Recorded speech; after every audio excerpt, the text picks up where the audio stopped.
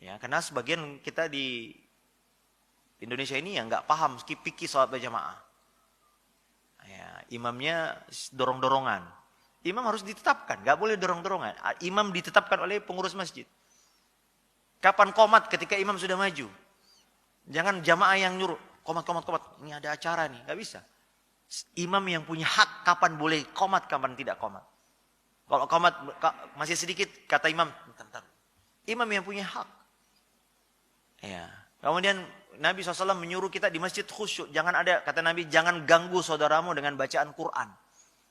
Sebagian kita, akhi, antara azan qomat, muazzinnya malah baca salawat.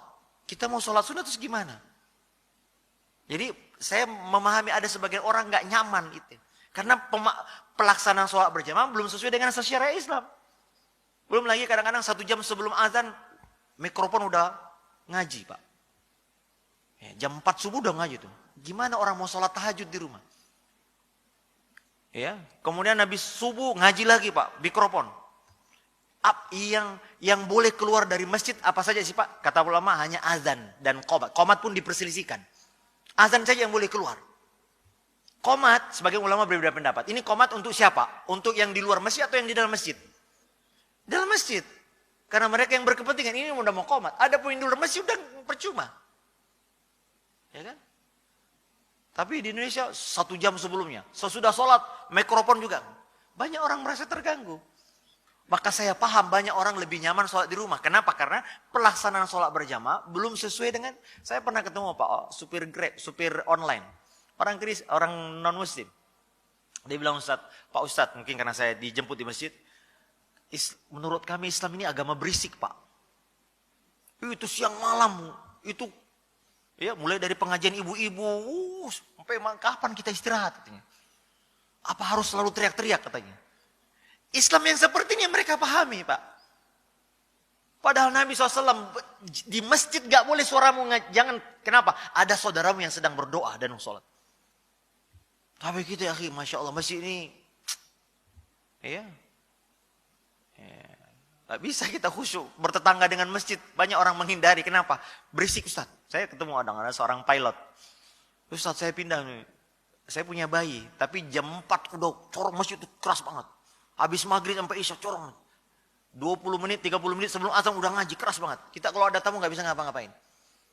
Istrinya komplain ke pengurus masjid, Pak, tolong dikecilin, Pak. Bapak, ibu ini Islam atau setan katanya.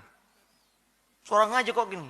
Ya gimana, orang mendengar Quran kan ada saatnya. Tidak setiap orang harus diperdengarkan Quran. Maka berusahalah kita melaksanakan sholat berjamaah dengan baik, Pak. Saya di masjid dekat rumah saya pernah dijemput oleh salah satu supir yang ya belum ngaji gitu. Tapi dia bilang, Ustaz, saya setiap sholat di masjid Ustaz dekat rumah itu kayaknya lebih tenang. Lebih khusyuk. Kenapa? Orang habis sholat, habis azan, tenang. Semuanya sibuk berdoa masing-masing. Gak ada yang ngobrol. Terus sholatnya rapat, nyaman. Bacaan imamnya, Masya Allah, kayak Ustaz kita tadi, enak, nikmat. Gak terlalu lama, juga gak terlalu cepat. Nah yang begini, itu fitrahnya orang awam nih. Orang awam dia, Pak, supir. Nah ini ada orang sholatnya cepat, Pak. Kadang-kadang kita, Pak, sholat berjamaah cepat, tapi zikirnya lama. Doanya panjang. Ini salah kaprah. Harusnya ketika sholatlah kita sungguh-sungguh berdoa. Adapun selesai sholat ya silakan ya, ada yang mau mungkin punya hajat mau pulang. Tapi kadang-kadang kita nggak enak pulang karena imamnya zikir. Dianggap kalau pulang dianggap, wah ini orang munafik nih, orang belum selesai. Padahal kita mengikuti imam hanya selesai setelah salam saja. Pas setelah itu silakan. Walaupun yang abdal kita bertiga, tapi kalau ada hajat, ada tamu, ada apa, silakan tinggalkan.